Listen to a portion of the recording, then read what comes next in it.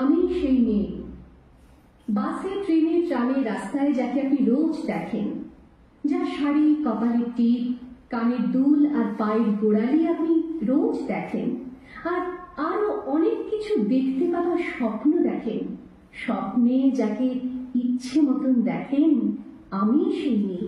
বিহারের প্রত্যন্ত গ্রামে দিনের আলোয় যা ছায়া মারানো আপনার ধর্মে নিষিদ্ধ, আর রাতের গভীরে যাকে বস্তি থেকে তুলে আনতে পাইক বরকন্দাজ পাঠান আপনি, আর সুসজ্জিত বিছানায় যার জন্য অপেক্ষায় অধীর হয় আপনার রাজকীয় লাম্পট্য, আমি সেই মেয়ে। আমি সেই মেয়ে। আসামের চা বাগানের ঝুপড়ি কামিন বস্তি থেকে যাকে আপনি নিয়ে যেতে চান সাহেবী বাংলোয় মধ্যরাতে, ফায়ার প্লেসের ঝলসে ওঠা আলোয় মোদির চোখে দেখতে চান যার অনাবৃত শরীর, আমি সেই মেয়ে। রাজস্থানের শুকনো উঠোন থেকে পিপাসার জল আনতে যাকে আপনি পাঠিয়ে দেন 10 মাইল দূরের সরকারি ইদারায়, আর 20 মাইল হেঁটে ক্লান্ত বিধ্বস্ত যে রমণী ঘরা কাছে ঘরে ফিরলেই যাকে বসিয়ে দেন চুলার আগুনের সামনে আপনার রুটি বানাতে, আমি সেই মেয়ে।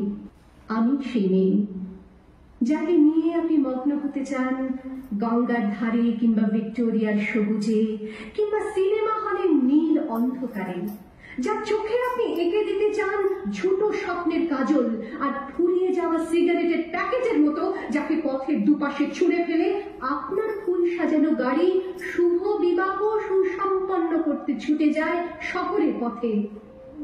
কোণে দেখা আলোর গোধূলিতে একা দাঁড়িয়ে থাকা, আমি সেই মেয়ে।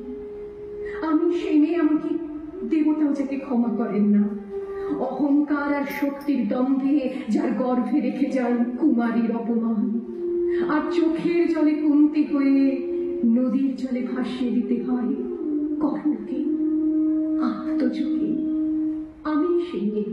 সংসারের অসময়ে আমি ভরসা, আমার ছাত্র পড়ানো টাকায় মায়ের ওষুধ কেনা হয়, আমার বাড়তি রোজগারে ভাইয়ের বই কেনা হয়, আমার সমস্ত শরীর প্রবল বৃষ্টিতে ভিজতে থাকে, কালো আকাশ মাথায় নিয়ে আমি ছাতা হয়ে থাকি, ছাতার নিচে সুখে বাঁচে সংসার। আপনি আপনি আপনি আপনারা আপনারা আমার জন্য অনেক করেছেন। সাহিত্যে, কাব্যে, শাস্ত্রে, লোকাচারে আমাকে মা বলে পুজো করেছেন, প্রকৃতি বলে আদিক্ষিতা করেছেন, আবার শহরগঞ্জের গানাগলিতে ঠোঁটে রং মাখিয়ে কুপি হাতে দাঁড় করিয়েও দিয়েছেন। হ্যাঁ, আমি সেই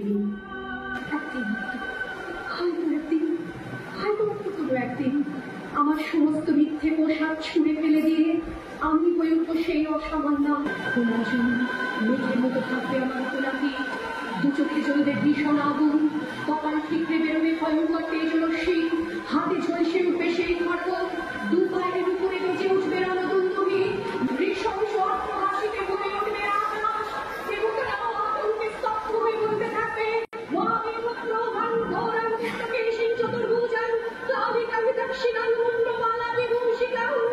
বিপৎসদা তমালের মতো আমি বলে থাকবো, আর আমার এগিয়ে যাওয়ার পথের দুপাশে মূল্যহীন অসংখ্য দেহ ছটফট করতে থাকবে।